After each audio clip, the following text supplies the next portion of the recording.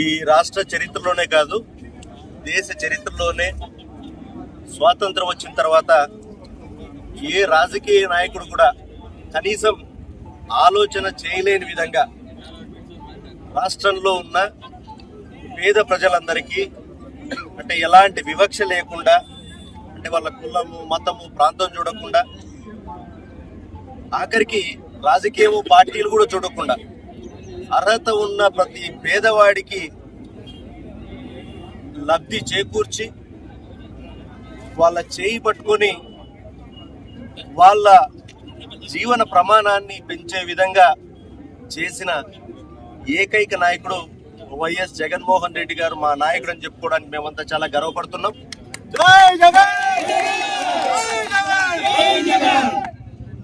ఆ మంచి గుర్తు పెట్టుకున్నారు కాబట్టి ఈరోజు రాష్ట్రం అంతటా ప్రతి గ్రామంలో కూడా జగన్మోహన్ రెడ్డి గారి జన్మదిన వేడుకలు జరుపుకోవడం మనమందరం చూస్తున్నాం. రాజకీయాల్లో ఏవైనా జరగచ్చు. ఒక్కోసారి ఇంత మంచి చేసినా కూడా ఈరోజు ఎందుకు ప్రతిపక్షంలో ఉన్నామని ఆలోచన చేస్తే కేవలం మాకు ఓట్లు వేసిన వాళ్ళల్లో 2019లో ఓట్లు వేసిన వాళ్ళల్లో 10% చంద్రబాబు గారు చేసిన మోసపూరిత హామీలను నమ్మి, దానిలో కూడా మరి జగనన్న 5 ఏళ్ళు బటన్ నొక్కి ప్రతి పేదవాడికి ఎక్కడా కూడా మధ్యవర్తిత్వం లేకుండా అందించాడు. సో అదే రకంగా ఏ ప్రభుత్వం వచ్చినా ఇలాగే చేస్తుంది అనుకున్నారు. మరి దానికి తోడు చంద్రబాబు నాయుడు సూపర్ 6 హామీలు కూడా యాడ్ అవుతాయి కదా అని ఎవరికైనా ఆశ అనేది ఉంటుంది.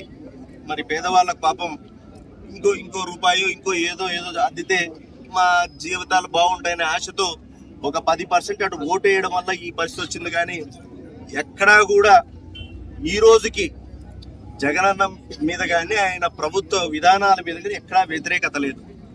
ఈరోజు పల్లెల్లోకి పోతే కొంతమంది ఓట్లు వేసిన వాళ్ళు కూడా, అంటే మాకు వేయని వాళ్ళు కూడా ముందుకు వచ్చి పొరపాటు చేశామన్నా నమ్మి మారుంటానులే జగనన్న ఇచ్చినట్టు ఇచ్చి ఇవి కూడా ఇస్తాడు అనుకున్నాం.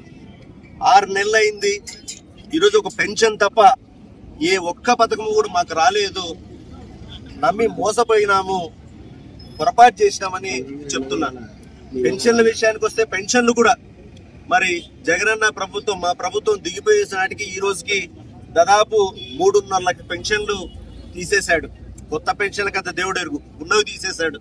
మళ్ళీ కూడా ఇప్పుడు రీవెరిఫికేషన్ అని చెప్పి ఇంకో 3.5 లక్ష తీసేసే ఆలోచనలో కూడా వాళ్ళు చేస్తా ఉన్నారు. ఇట్లా చెప్పుకుంటా పోతే పథకాలు కదా దేవుడు ఎరుగు, కానీ ఉన్న వాటిల్లోనే మళ్ళీ కటింగులు. అట్లాగే చాలా మీటింగుల్లో పదే కరెంటు ఛార్జీలు పెంచినారు, షాక్ కొడుతున్నా, ఏదేదో మాట్లాడాడు చంద్రబాబు. మేము వస్తే ₹1 కూడా పెంచమన్నారు. మరి వచ్చి 6 నెలలు కాలేదు, ఆల్రెడీ 6,000 కోట్ల బటన్ వేసాడు. మళ్ళీ ఈ నెల బిల్లు వస్తుంది, అంటే డిసెంబర్ బిల్లు జనవరిలోకి వస్తే మళ్ళీ ఈ నెలలో మళ్ళీ కూడా ఇంకో 9,000 కోట్ల రూపాయలు అదనపు భారం మోపుతున్నాడు. మళ్ళీ సంపద సృష్టిస్తా అని ఒకవైపు చెప్పాడు, నేను సంపద సృష్టించి అన్ని పథకాలు అమలు చేస్తా అని చెప్పాడు.